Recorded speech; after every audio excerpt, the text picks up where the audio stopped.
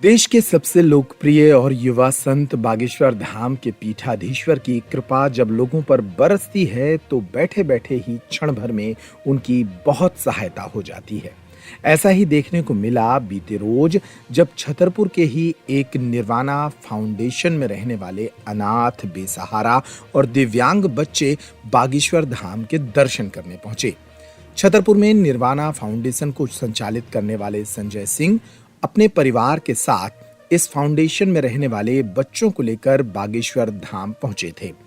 इस ग्रुप में कई बच्चियां थीं जो नेत्रहीन थीं, कुछ बच्चे थे जो दिव्यांग थे।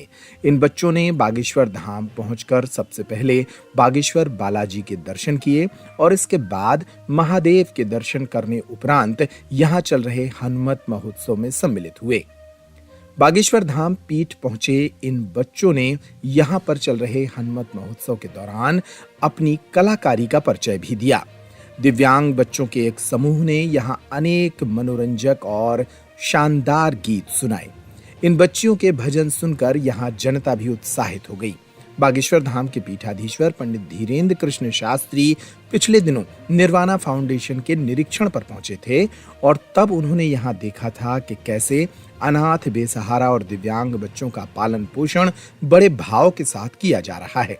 बागेश्वर धाम के पीठाधीश्वर ने इन बच्चों को धाम पर दर्शन के लिए बुलाया था। जब ये बच्चे धाम पर दर्शन के लिए आए और यहाँ पर उन्होंने अपनी भजन प्रस्तुति दी तो बागेश्वर धाम के पीठाधीश्वर ने भी इस संस्थान की खूब तारीफ की। बागेश्वर धाम के पीठाधीश्वर ने लोगों से कहा कि ये संस्थान अनाथ, गरीब, बेसहारा और दिव्यांग बच्चों की मदद कर रहा है। बस इतना कहते ही पंडाल में मौजूद लोगों ने इस संस्थान की मदद के लिए हजारों रुपए एकत्रित कर दिए।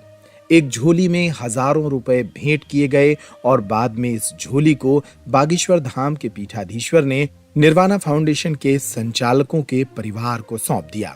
इस राशि से बागेश्वर धाम की ओर से निर्वाणा फाउंडेशन में इन बच्चों की मदद के लिए कोई कार्य हो सकेगा। बागेश्वर धाम के पीठाधीश्वर ने इस मौके पर बच्चों को आशीर्वाद भी दिया और इस अवसर पर बच्चों ने अपने भजनों की शानदार प्रस्तुतियां भी दी। कार्यक्रम के दौरान निर्वाणा फाउंडेशन के संजय सिंह, अजय पाल सिंह, लोकपाल सिंह सहित अनेक लोग उपस्थित रहे।